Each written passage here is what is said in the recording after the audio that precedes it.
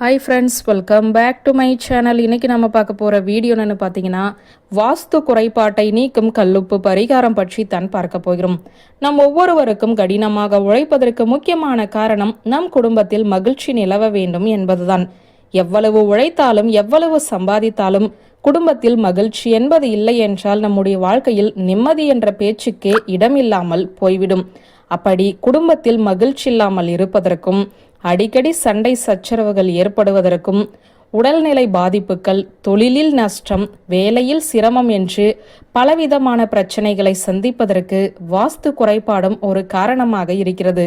அப்படிப்பட்ட வாஸ்து குறைபாட்டை நீக்குவதற்கு செய்ய வேண்டிய ஒரு பரிகாரத்தை தான் இப்போது பார்க்க போகிறோம்.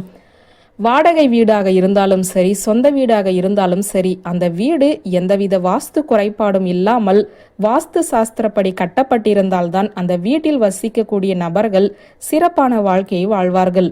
ஒரு சில இல்லங்களில் நாம் குடியிருக்கும் போது நம்முடைய வாழ்க்கையில் நல்ல முன்னேற்றம் இருக்கும்.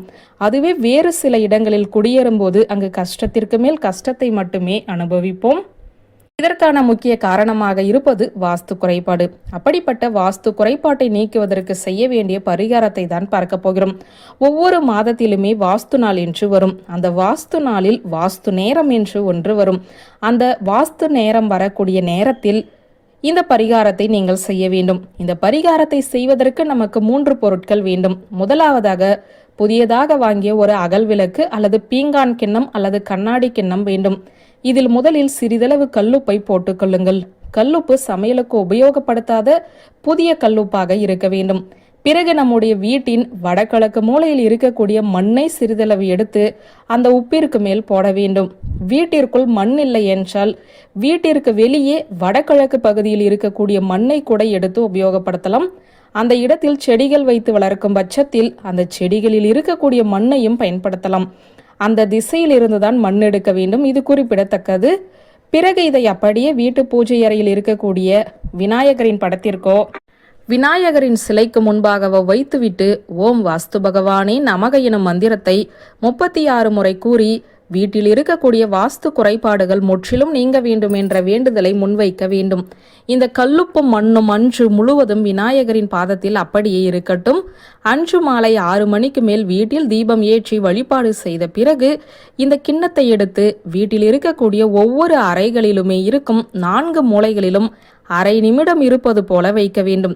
இப்படி வீடு முழுவதும் இருக்கக்கூடிய அனைத்து மூலைகளிலும் வைத்துவிட்டு இதை எடுத்துக்கொண்டு வீட்டை வெளிப்புறமாக ஒரு முறை சுற்றி வர வேண்டும். இப்படி சுற்றி வந்த பிறகு இந்த உப்பையும் மண்ணையும் ஓடுகிற நீரில் போட்டுவிட வேண்டும்.